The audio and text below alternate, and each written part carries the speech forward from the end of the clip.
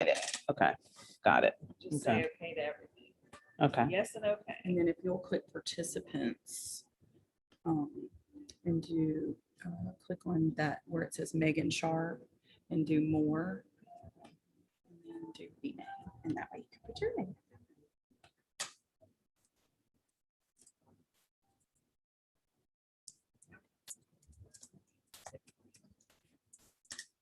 And now you're ready, you can share your screen.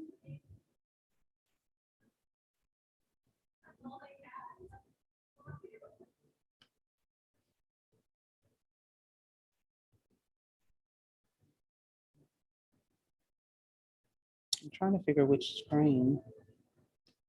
Is it that one? You may want to mute.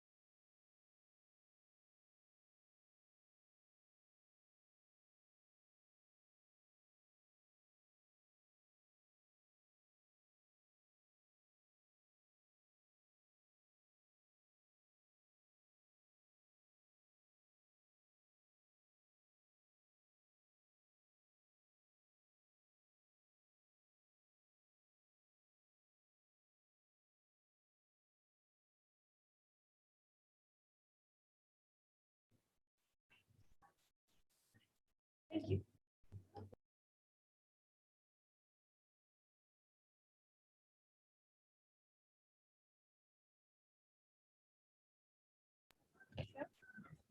Well, good morning, everybody. I am Sheila Bolling, and we're going to talk about universal design for learning. I apologize, not universal design for learning, but making our classrooms universal for all students. So the title of the session is Universal Classrooms for All Students, Accessibility Features that Work for All. The objective of the day is to learn accessibility features that can support students with and without disabilities. You know, many times we're in the classroom and we have all of the students in our classroom, but we don't typically work for all students. We're working to that general middle. And so I want to talk about some of that today. So this quote I absolutely love when I am presenting. It says, for students without disabilities, technology makes things easier. For students with disability, technology makes things possible. And this is so true. So as I said, we're going to be talking about accessibility. So accessibility, simply put, just removes all of the unnecessary obstacles so that students can demonstrate their knowledge and skills. And that is a really small portion of it, but it's making sure that all accessibility can be accessed digitally, whether things are in print. We're always looking at the accessibility options for students. So when we talk about accessibility, we're going to also talk about assistive technology, because when we're talking about assistive technology can be defined, and we'll talk about that in two parts, and that is devices and services. And I'm going to slow down just a little. I don't know why I was racing. I do tend to talk pretty fast. So assistive technology has two parts, devices and services. So what is an assistive technology device?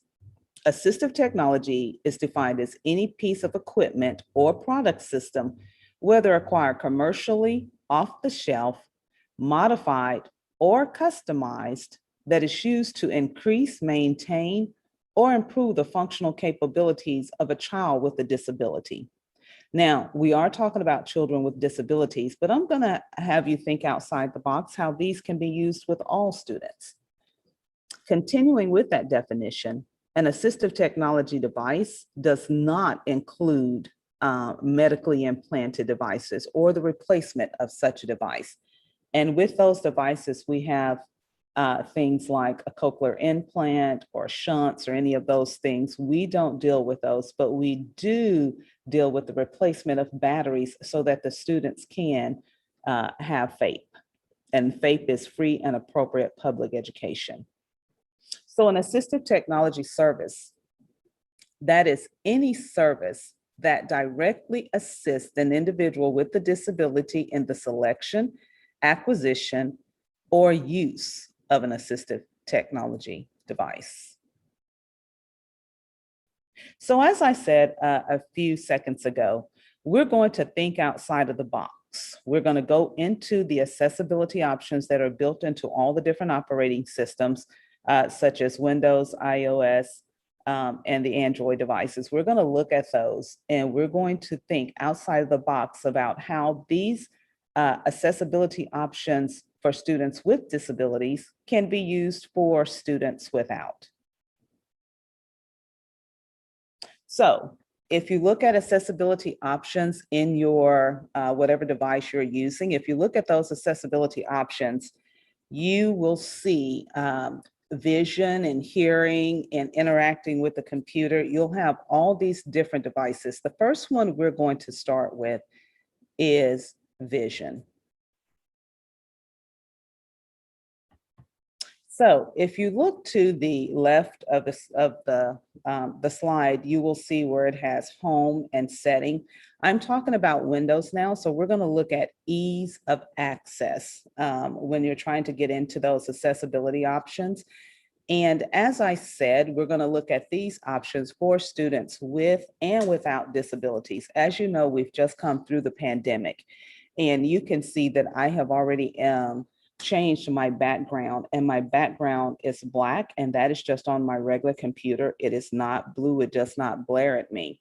That can be very important when you have students that are on the computer all day in this virtual world. And who knows if, we'll still have the virtual options for next year, but if your students are on the computer, the Black background helps to ease their eyes. They don't have the blue screens blaring at them.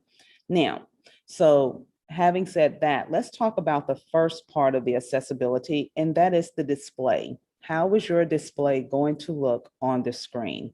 So with that, we have make text bigger. That's the first thing. So as I often say in trainings, people will not disclose whether or not they can see your screen or whether or not they can hear you during an interview. They're just not going to disclose that no matter how much you say, can everybody hear me? Can everybody see me? They're not going to disclose that. So having said that, this is how a student with a disability or a student without a disability can make the text larger on the screen so that everything is easy for them to see. So make the text bigger. You're simply going to click on make the text bigger, and I'm not doing this live, but you can drag it from the small a to the bigger A and then click apply, and it makes your fonts bigger, your text bigger. Now, I have an arrow pointing to the right here, and it's, it doesn't look like it, and I am not one as a sample, but I have my screen filled. It just works for me. So these would be a lot smaller if you can see it, but the text that's under all of those icons is bigger than it would normally be. And I did that, put that side picture there just so you could see a reference. And again, it may look small to you on the screen, but it is actually pretty big. Okay. All right. So having said that, when you look at the display, you can make everything bigger, not just your text. It changes the size of the apps and the text on the main display. And as you can see to the right, you have the options of having 100%, 125%, 150%, and 175%. Why is all of this important? It is important because students need to know that they have options, that they don't have to look at a small screen because they have a small device in front of them. They can enlarge these, and all of these are in your accessibility options. They can enlarge how they see, how the display is for them, and make the display work for them. And again, as we generally use this for students with disabilities, these things also work for everyone without disabilities. Okay, so if you are a general education teacher, a special education teacher, I would say go in and look at all of the accessibility options, because when you look at them, you might find what truly works for your children in the classroom. I know when you're doing PowerPoint and all of that, and you have when you were in the classroom, as we're going back to the classroom, when you look at those whiteboards can have a glare on them when we're using them in the classroom, which could be difficult for some students. So we can minimize some of the glare and some of the things that would be causing them issues, okay? So this one, as I said, makes everything bigger.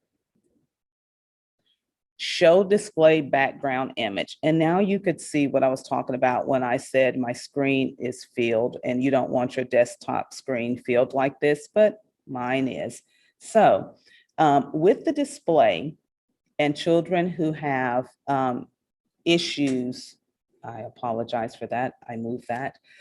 For people who have issues discriminating things in the background or things that should be in the forefront, this is very good. It says show display background image. And so here in the settings, it says, and this is still all under display. We haven't moved from vision and the display that is showing.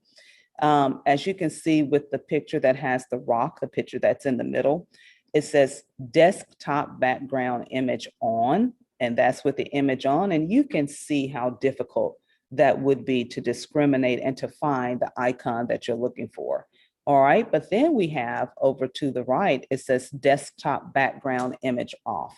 And so you can turn off all images, and you can make this any color you want it to be. I choose black. It's just easier for me to see white on black. So my backgrounds are black as I display them. Now, mouse pointer. With the mouse pointer, I am going to attempt, and I have someone here helping me, I am going to attempt to show you this live. It is very difficult. So hopefully we can get back. And as the speaker said yesterday, I ask for grace if it takes me a moment to toggle between the two. But we're going to exit the PowerPoint and I want to show you mouse pointer live.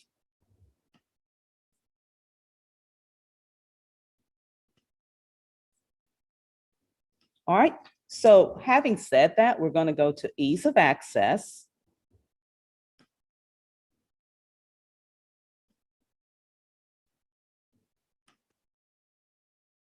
All right, and so as you can see, I'm not on my personal computer. So you see where my things were appearing dark, they're now appearing light. Is it sharing?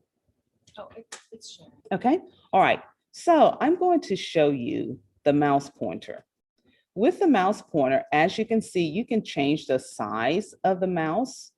And that's really good for people who have visual issues and who can't see the mouse. And I'm going to show you some other things that I think are really cool as well. All right, so change the mouse pointer color. We can change the color. As you can see, the color inside the mouse is white with the black outlines. And here it is black and it's outlined in white. It's just difficult to see. But let's say you have your mouse this large and you can see where I am scrolling over the words. You can't see any of the words. They're hidden because of the color of the mouse. Here, we can change it to invert, where you can actually. They're only seeing the PowerPoint. They're not seeing where you went. Okay, give me a minute and I'm going to share that screen.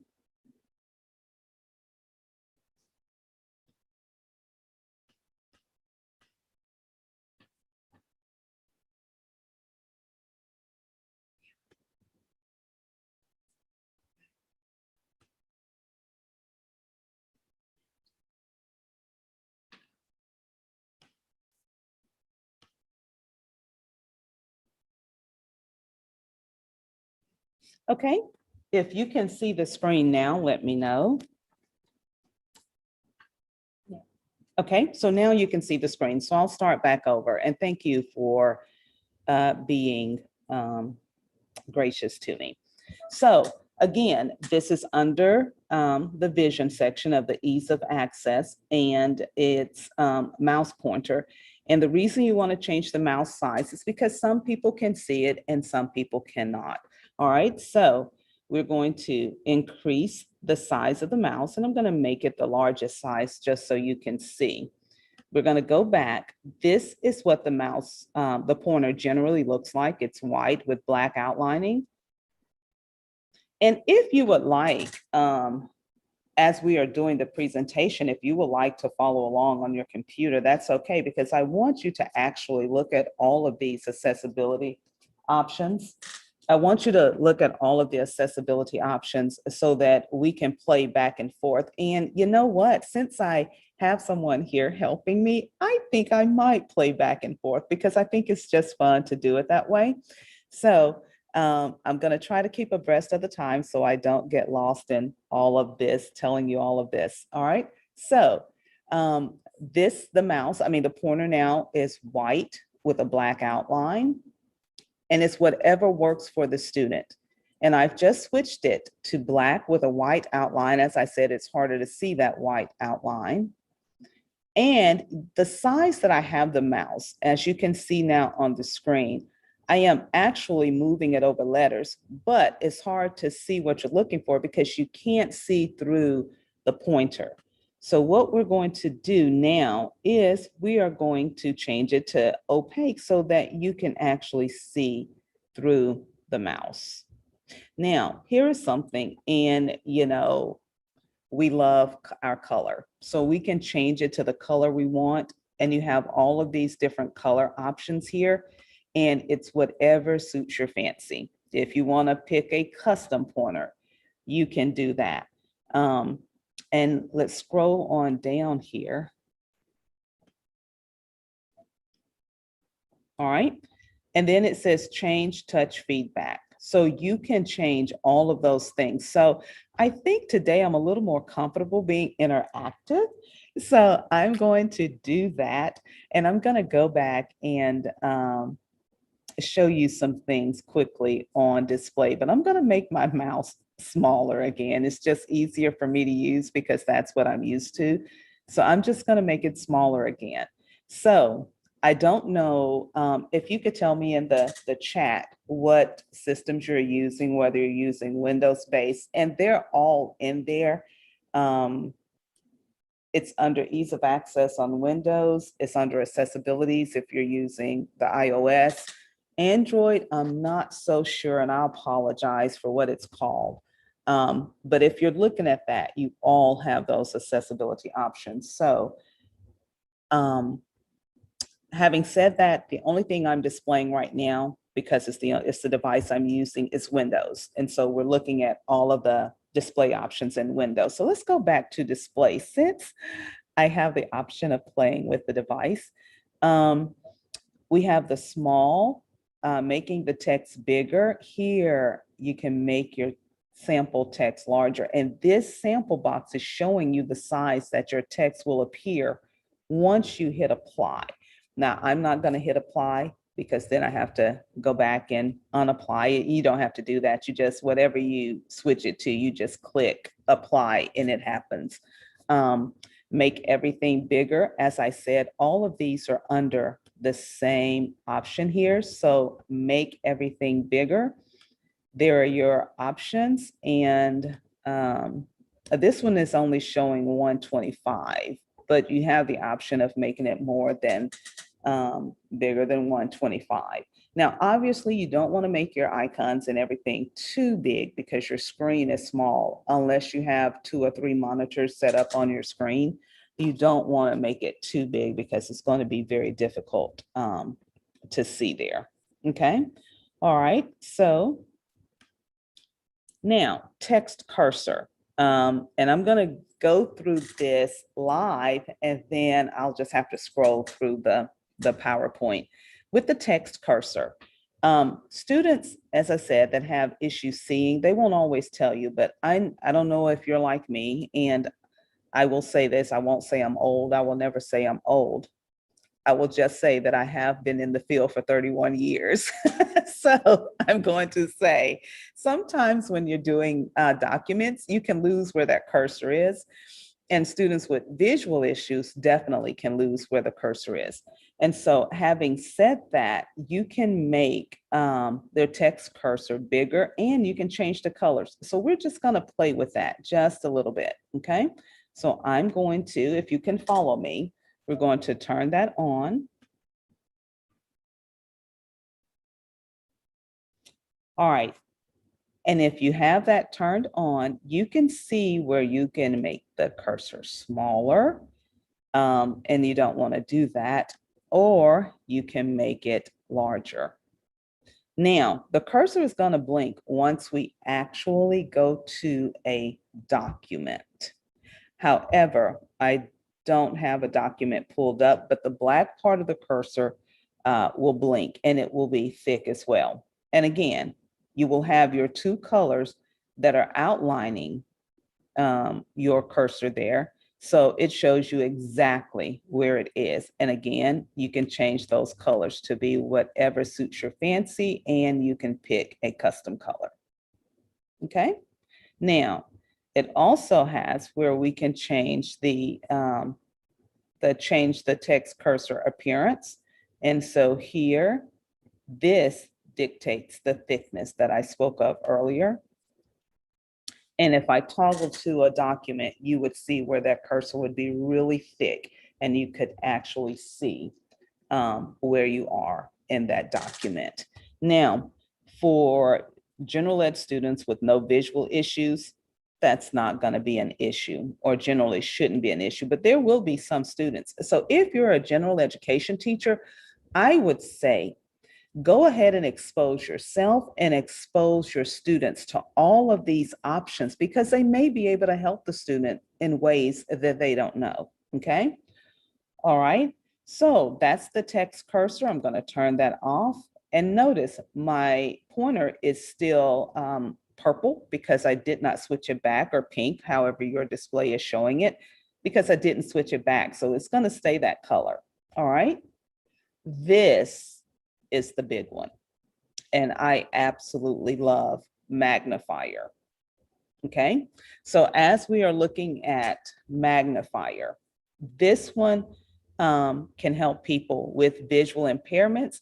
I just think it can help all of your students, especially if they're straining. If they're looking at a screen for 8 hours of the day, or they're in front of that screen, their eyes are tired. And as you can see, I have the white, the black writing on the white background. With that being said, again, you can change that background to make it easier on the eyes to see, but magnifier truly works for people with visual issues. It can help all, but I'm going to show you how to work with magnifier. Okay. So if you can turn it on, you will see this picture. Now, having said that, you can change your zoom level. The zoom level now is 200. I can change my zoom level here, or I can change my zoom level here. All right, so I can make it 100 again so that I can see everything in the zoom. I can make it as big as I need. And it even zooms to 1,000%. And that's, you can't see anything at 1,000% on this one monitor. So really, if you need to zoom that big, we can use JAWS for Windows to help you with that. And that is a program specifically designed for people who are blind or I apologize. JAWS really is for those that are blind. Magnifier are for those who have visual disabilities. Okay, forgive me for saying that. All right, so you saw that how we could zoom the different levels, and that's really good. You can make it as big as you need to be able to see. But this is something else that you need to see, and that is to change the magnifier view.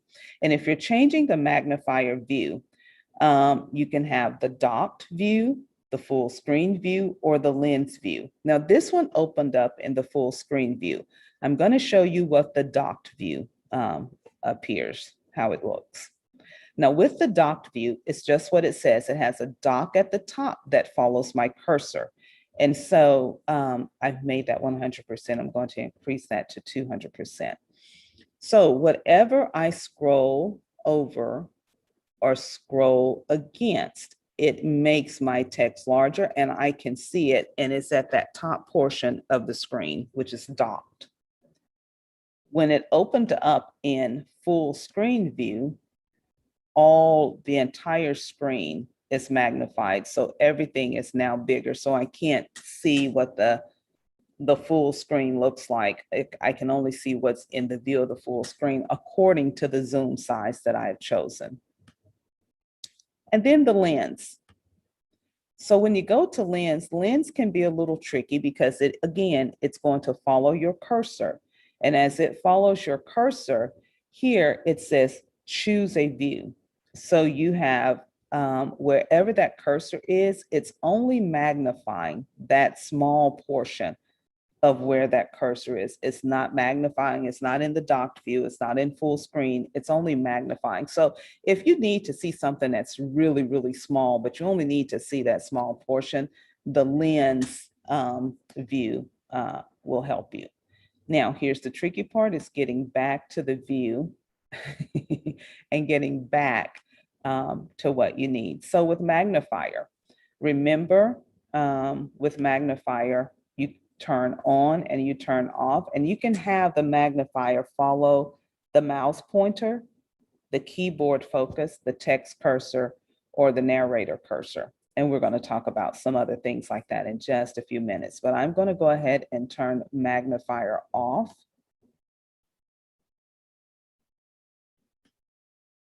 All right, and so we're back to our normal screen.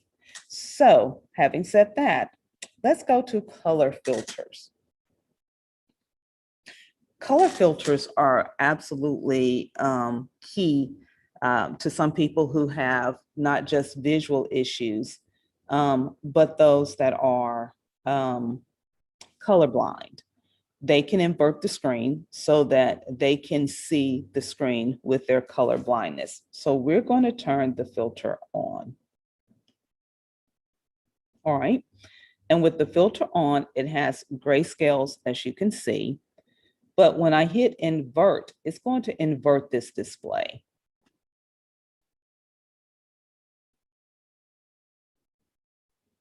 Now, having inverted the display, you can also change the colors that you see. Let's go down. You can change the colors to red, green,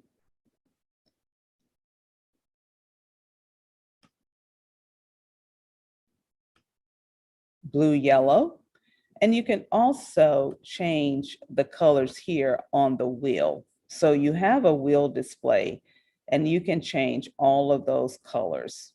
So we're going to go back. It's the gray inverted scales. And so you can immediately see the difference between the white background with the black writing and the black background with the white writing. For me, I have my backgrounds black because that just works best for me. It's just easier on my eyes and it's easier for me to pick up everything that needs to be picked up. Okay, we're going to turn that off if you were able to play with inverting your colors.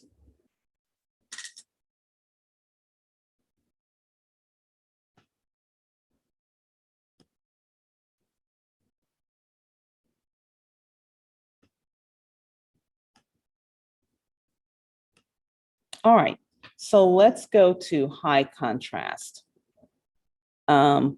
And this is where we really need to talk about high contrast. Why high contrast? High contrast really, really is important when you're doing things in your classroom. As you can see, the background went to black with the white writing. All of the things are outlined. Why is this important?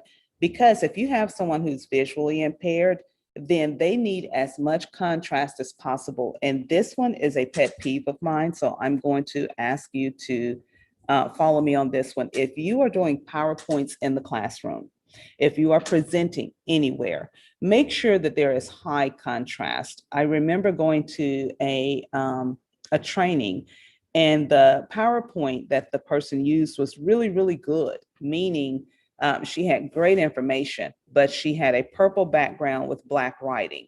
And that purple background with black writing, from the back of the room, you couldn't see any of the wording. You could only see the purple background. And the black was just melded into the purple background. And so when you are presenting, make sure you have high contrast. If you are using a black background, use a very light color font so that it can be seen from a distance, because not all projectors are created equally. When I say that, you have projectors that are zoomed for big audiences, so they project just like the screen and you see it exactly like the screen. And then you have projectors who are not built for big rooms, and when they project, it's very small, and when you're sitting even close up, it's hard to see what's being projected. So the contrast is very important. So if you've toggled to the high contrast, I want you to go down and I want you to play with some of the colors. You can have the white text, and you can have your hyperlinks in yellow, or you can change the color of your hyperlinks. And let me scroll down. I didn't know I would have this, someone here helping me this morning. So this is really wonderful. So, and I'm saying that because I'm able to do everything live instead of having it on the PowerPoint. And we're going to put it on the, I will scroll through the PowerPoint when I toggle back to the PowerPoint. Okay. So you have your hyperlinks in yellow or the color that you choose. You can disabled text in whatever color that is. And let's see here. Selected text, as you see the color screen come up, you can choose selected text colors, okay? And you can have a different color background. Again, as I said, if you're playing with that, when you choose the colors you want, simply click apply. So let's say you want your text, let's change it to let's say blue, and we want our hyperlinks. If you're, following along, if you want your hyperlinks in a green, and once let's say we want our background. I kind of like the black background, but you can choose whatever color background you want. So just for the sake of playing with it, you hit done on that one, hyperlinks, and then you click apply. Oh, I don't want to save those. So I'm going to click out of that because we don't want to save any of that. But that's how you change your colors. And when the children bring up the screens, if you're a one-to-one school, and I think almost everybody is now, every child has a device, those kids can personalize those devices to meet their needs. All right, so that is high contrast. And then we have narrator. Now with I want to make sure I turn that off.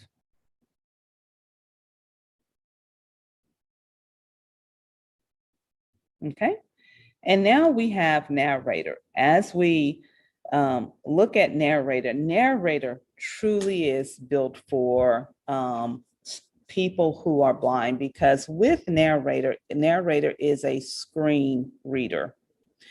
Being a screen reader, it reads everything on the screen. It's not just going to read the text that you want it to read. It reads everything on the screen. So if we turn narrator on, narrator dialog. Okay. Button. Alt plus O. Heads up. Narrator keyboard changes. We've updated the narrator keyboard layout so it more closely meeting controls window. Okay.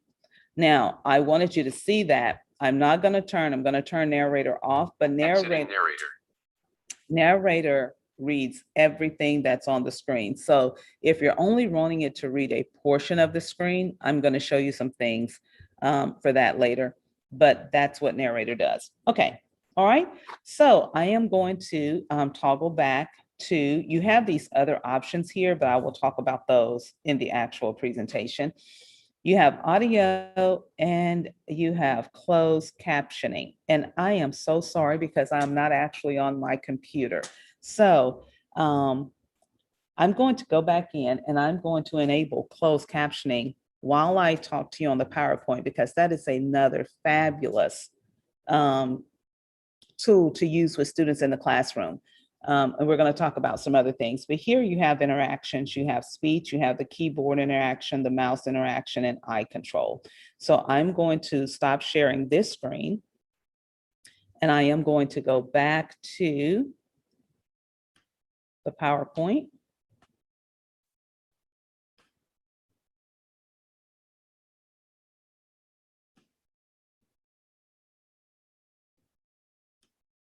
Okay, so we have gone over the mouse pointer. We have talked about the text cursor, and right here you can see I made the font larger.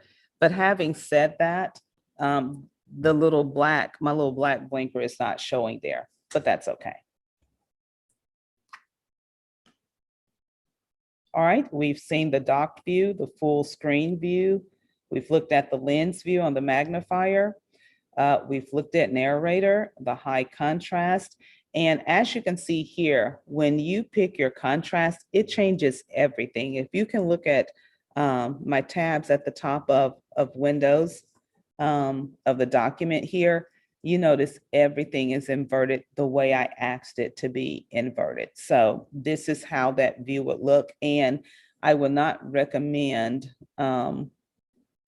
showing someone this. This is the tool that I had pulled up, but it shows you how everything is inverted in color. All right. Now, I said that your iOS and your Android had their accessibility options. So in the Android accessibility option, you have talk back, you have select to speak, and all of the operating systems have select to speak. And that's where you select the text that you want. You highlight the text and it speaks the text that you're wanting. Okay. It has where you can change the display, use a Braille display and interactions. Now, what is a Braille display? The Braille display or Braille, it is where a a person with a visual impairment or a person who is blind, that's where they're actually using their Braille display to interact with the computer. Okay. All right. So interaction controls. Lookout is a very, very cool app now. It is a very good thing. And Lookout actually uses the camera from the computer. So if you have your phone on Android, if you have your phone and you're pointing your phone towards an object, Lookout actually tells you what you're looking at. So if I point it towards the chair, I may not know it's a chair with my visual issues, but if I point it in that direction, Lookout will actually say chair at 12 o'clock or chair at 6 o'clock or chair at 3 or 9 o'clock. It tells you where that chair is. So when you have a moment, I will ask you to go to YouTube and look out for visual impairments. Okay. Every one of our things have voice access. They have switch access, audio on screen, text. They have the captions, the live captions.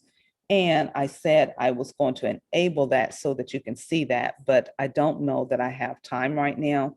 So what I'm going to show you is I really want you to look at real-time texting during calls. In my presentation yesterday, I explained that real-time texting, RTT, is not the same as texting. When you text real-time, we'll go back over that. When you text real-time, you can actually see them texting real-time, and we'll watch a video in a few minutes on real-time texting.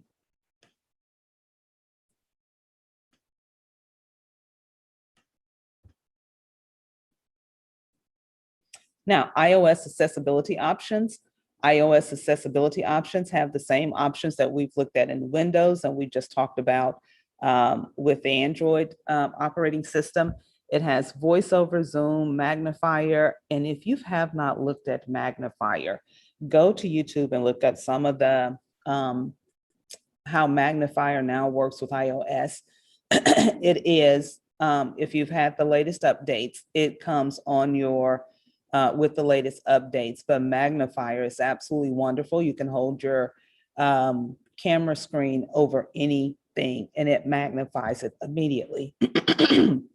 That's not an accessibility option that you have to enable now. It is just standard on your screen. All right, guided access. That is something else that I really want to talk about, and we're not going to have interaction with that because we only have an hour. Guided access. If you work with students, students who have autism or students who just like to play around and goof off with things, guided access is great. For example, if I have a student who has a communication issue and that student has to use a communication device or a communication app, and I have that app on the iPad, instead of me just allowing that student to just have fun and go out to the internet and do all of the other kinds of things, I can enable guided access, and guided access locks them down to that one view of what I want them to see and what I want them to interact with. And they can interact with that. And then to get them out of that guided view is just a triple click and a triple click in, but you never allow those students to see that because students are so smart nowadays. Okay. All right. So we're going to move it right along. All right, this is Google. As I said, I want you to look up Google Lookout so that you can see how it actually works. I'm not going to try to toggle to the,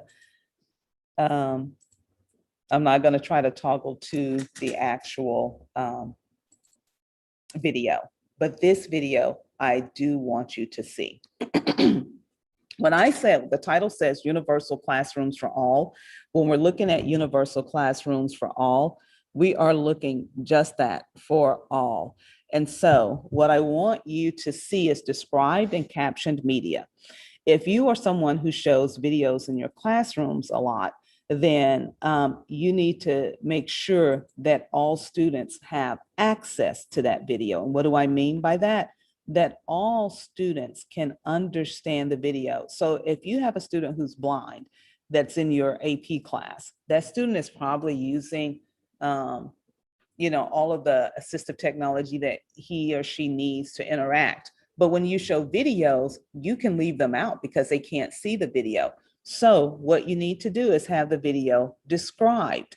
If you have students who have hearing impairments or students who are deaf in your classroom, then you need to make sure that you have whatever video you're showing captioned. Now, here is what I will say. Make sure you have, if you're going to enable captioning from YouTube, then make sure you have looked at that, because sometimes YouTube doesn't always caption what's being said, and it can say some things that should not be said. So make sure you watch that first. Having said that, we are going to watch this video.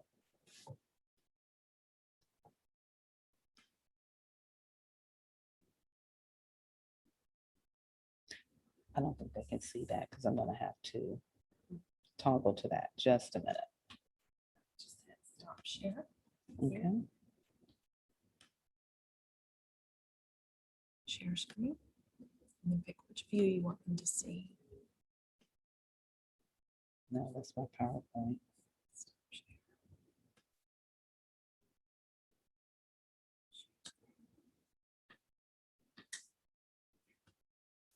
All right, let's watch this video.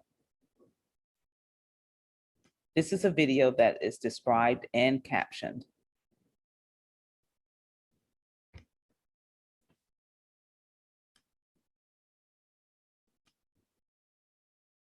A man and woman ascend through an empty lobby on an escalator.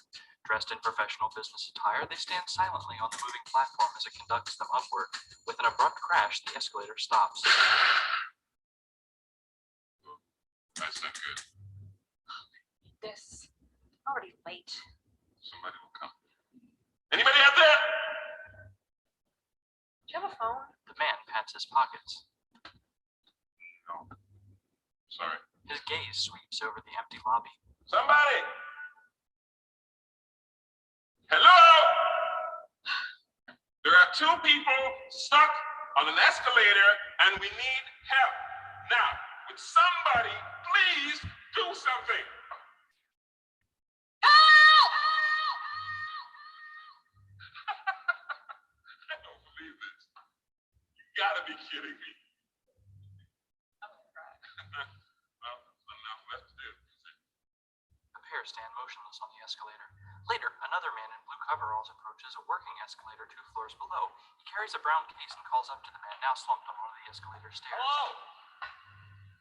Hey, don't worry about it. I'll fix it in a second. He said he could fix it. A serviceman boards a working escalator which flanks a set of stationary stairs to the left. He doubles over as his escalator stops abruptly.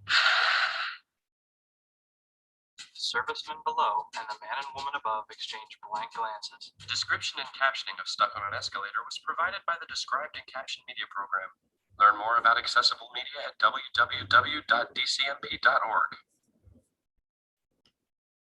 Okay, so having said that, I wanted you to see what an actual described and captioned video looks like in real time. It actually takes into account all of your,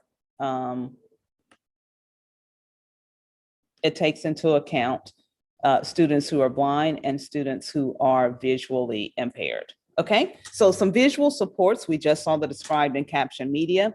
You can also have all of these different devices in your classroom. I know we have monies, and I can't speak to what the monies can be used for. We have the federal funds, ESSER funds, all of those things, and I can't speak to what they can be used for, but maybe perhaps they can be used for some of these things. So when you have a chance, just look up some of these titles on the screen, and I'm going through right now because I have a good bit more to get through, and I only have a couple of more minutes left, and I want to leave some time for you to ask questions. So those are some visual supports. And we've talked about magnifier and iOS. Now hearing, this is something else I kind of want you to see.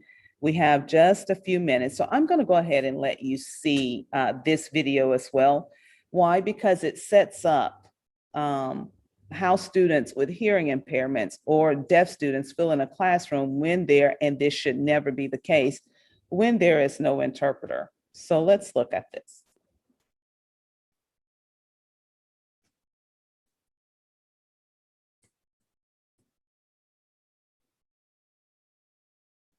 Okay, give me just one moment.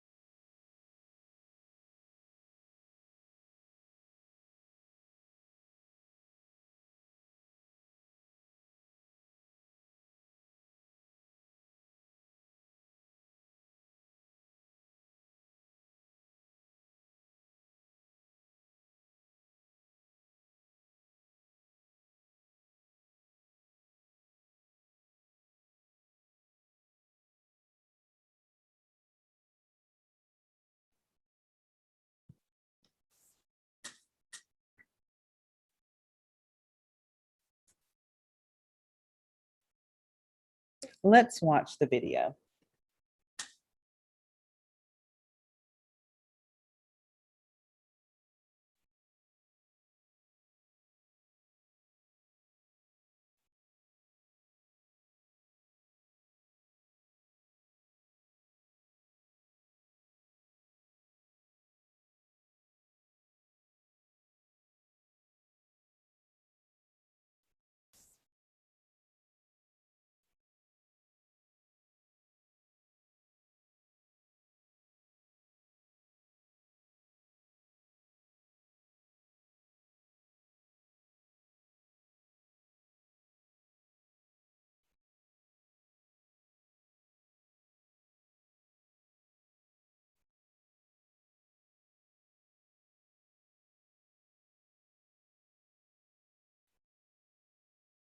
I bet you were relieved that the captions were back. And that's what I actually wanted you to see.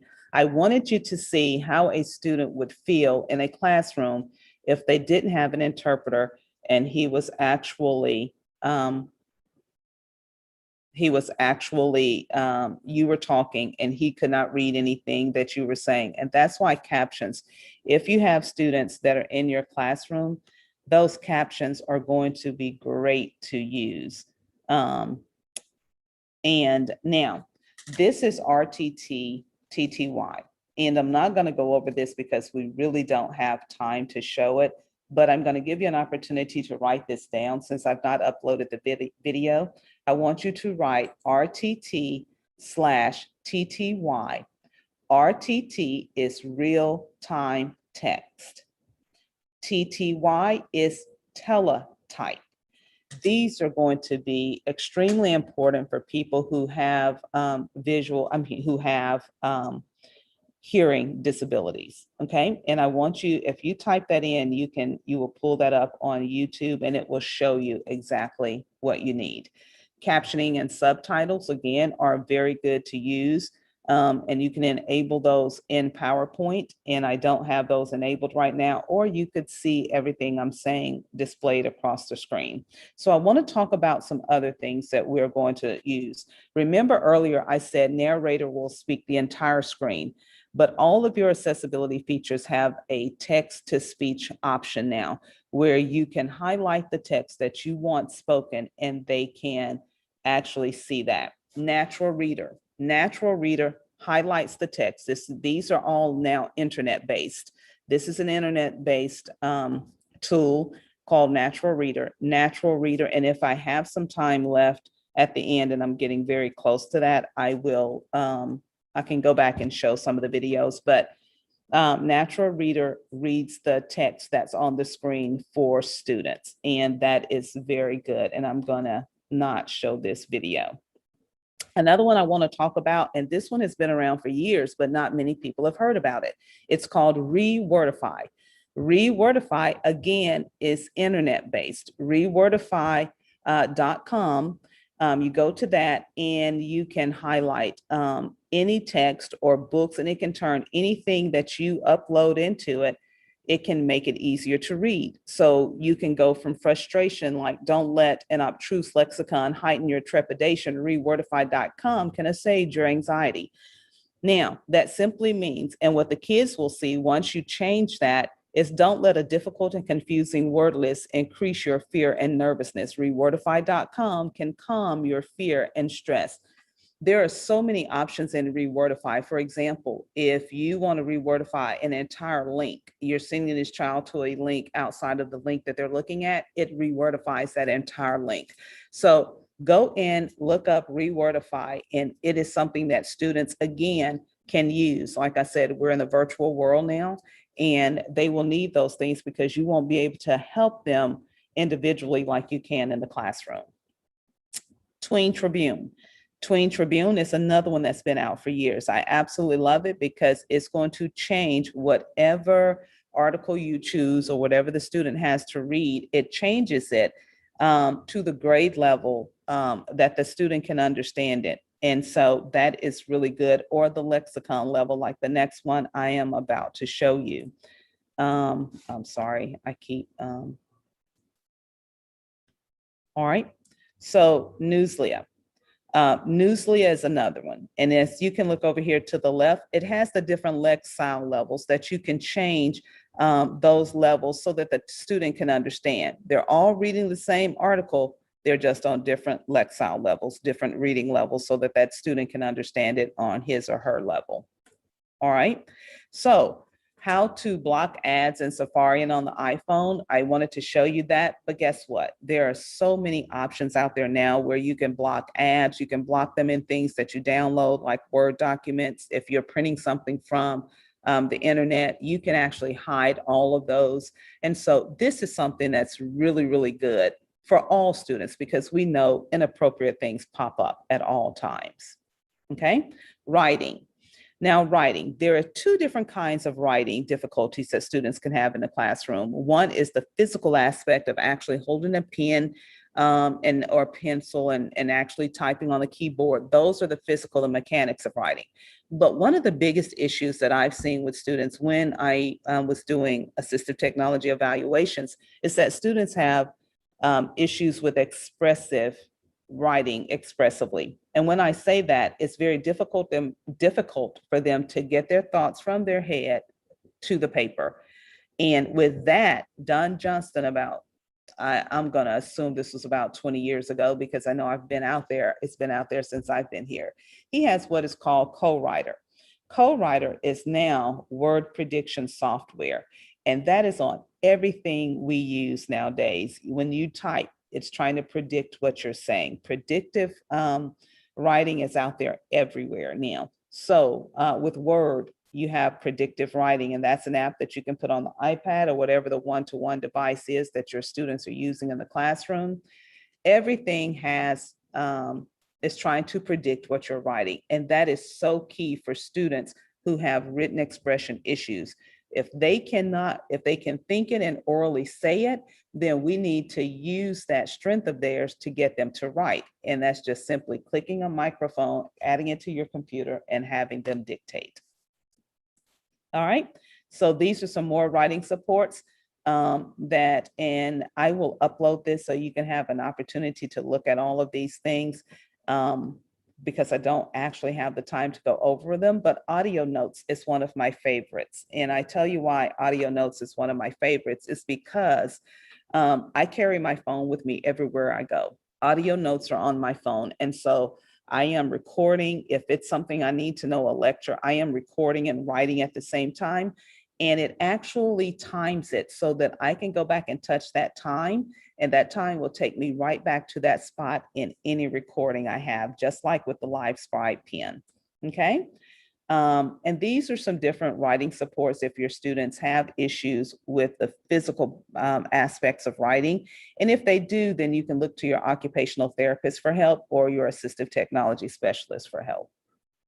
All right, speaking. And this is the last one before I allow you to ask questions.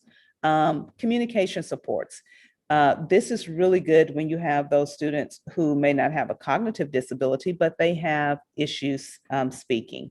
So having said that, you have all of the different communication devices out there, and your speech therapist at your school can actually help you with some of those. So I just wanted to give you some options to make your classroom universal So my information is, I am Sheila Bolling, and you can contact me at sbolling@alsde.edu for more information. And I'm going to leave it open for questions now. Type them on the social wall. Type your questions on the social wall.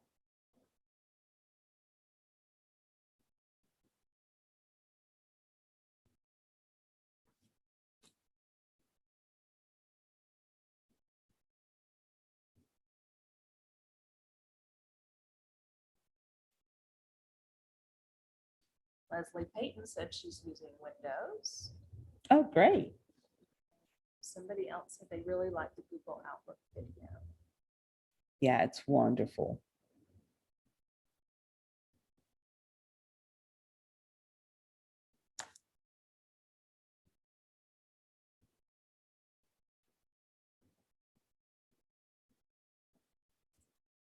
Okay, so if we have no questions, that is the end of our session, and thank you for attending.